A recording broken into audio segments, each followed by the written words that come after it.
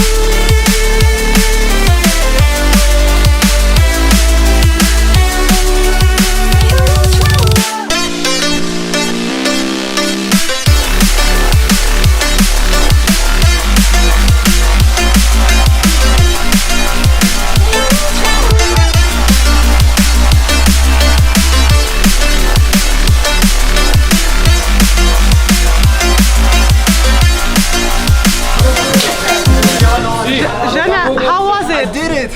I can't believe it. How was it? Everything happens too much fast. I'm like 3-2 and you jumped.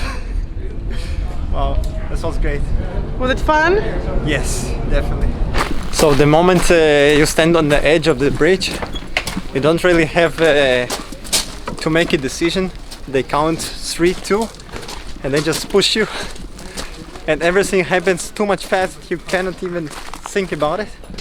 Just feel the extreme. Wow, crazy.